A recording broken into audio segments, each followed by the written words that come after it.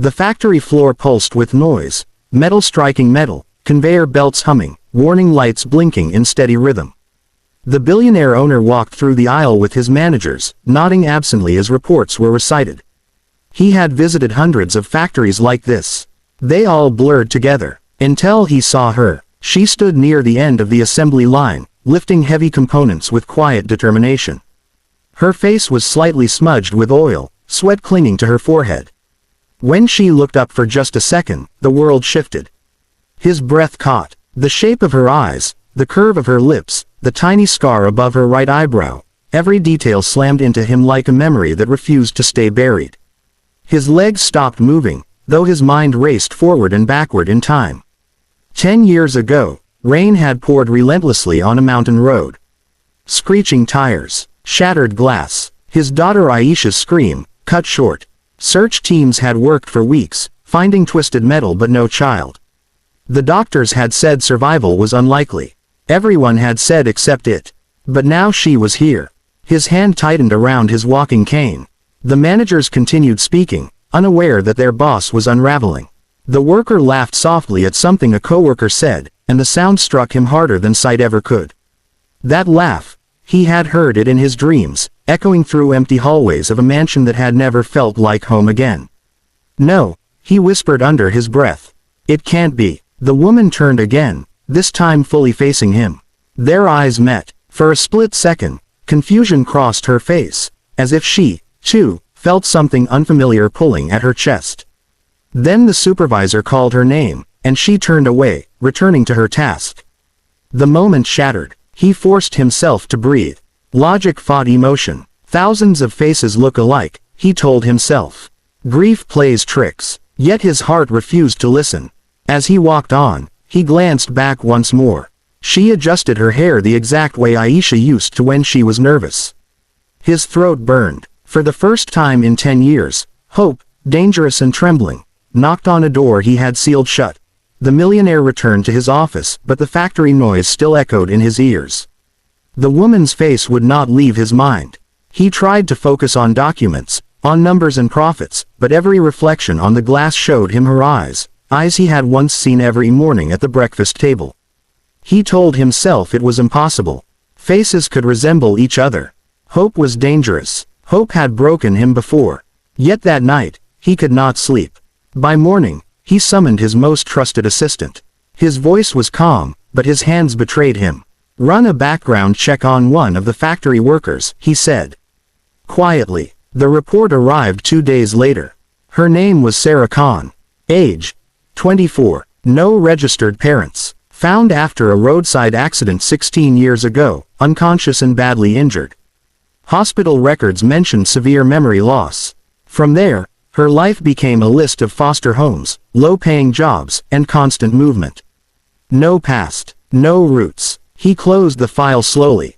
The numbers didn't line up perfectly, but they were close enough to make his chest tighten. He began visiting the factory more often. Not as an owner, but as an observer. From the balcony above the floor, he watched her work.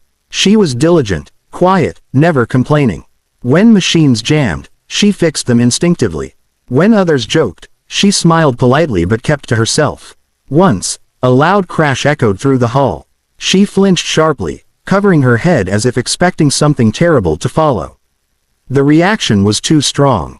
Too familiar. He remembered how his daughter used to fear loud thunder after the accident. Another day, he heard her humming, a soft, broken tune.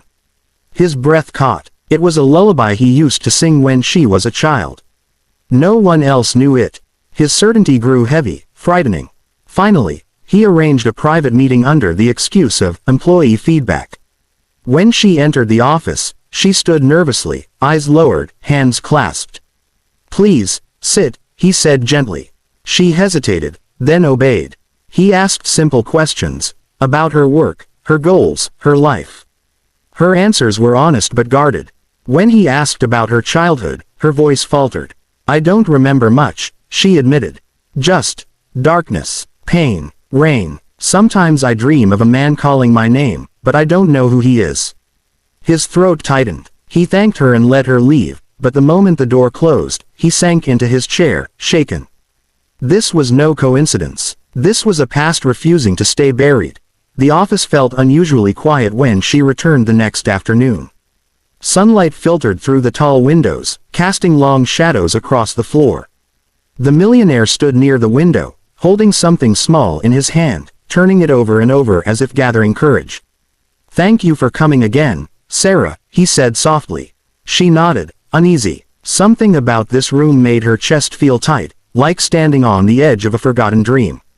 He gestured for her to sit but remained standing himself. For a moment, neither spoke. Then he placed the object on the table between them. It was an old photograph. The paper was faded, the corners worn. In it, a young girl smiled brightly, standing beside a man with tired but loving eyes. Sarah leaned forward without realizing it, her fingers trembling as they touched the image. Her breath hitched. "That's me," she whispered, though confusion clouded her face. "But I don't remember this." A sharp pain surged through her head. She pressed her temples, gasping as flashes exploded behind her eyes. Rain hammering against glass, headlights blinding her, the scream of twisting metal. A man shouting her name. Arms reaching for her. "Aisha," the man said, his voice breaking.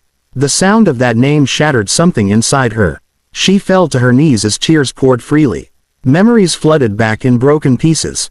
Bedtime stories, a warm hand holding hers, laughter echoing through a large house, a red car spinning out of control in the storm. "I remember," she sobbed. "I remember you." He knelt before her instantly, no longer a powerful businessman, just a father. His hands hovered, afraid to touch her in case she disappeared like smoke. "My child," he whispered. "I searched for you every day. Every night." She looked up at him, eyes filled with pain and longing. "I thought I was alone," she said. "I thought no one ever came for me." Tears streamed down his face as he pulled her into an embrace, holding her as if the world might steal her away again. For a long moment, time ceased to exist. There was only grief, relief, and love tangled together. When they finally pulled apart, silence settled gently around them. "I don't know who I am now," she said quietly. "I've lived another life." He nodded. "Then we will discover it together," he replied. "You don't have to choose today. Or tomorrow." She managed a small, trembling smile. For the first time in years, both felt the past loosen its grip, not erased, but finally understood. The days that followed were gentle, not dramatic. There were no headlines, no sudden announcements. The world didn't need to know yet. What mattered was the quiet space they created for each other. They began with simple things. He invited her to the house she once lived in, not as a demand, but as an option. When she stepped inside the old mansion, memories stirred like dust in sunlight. Some rooms felt familiar, others foreign. She ran her fingers along the banister, her heart racing.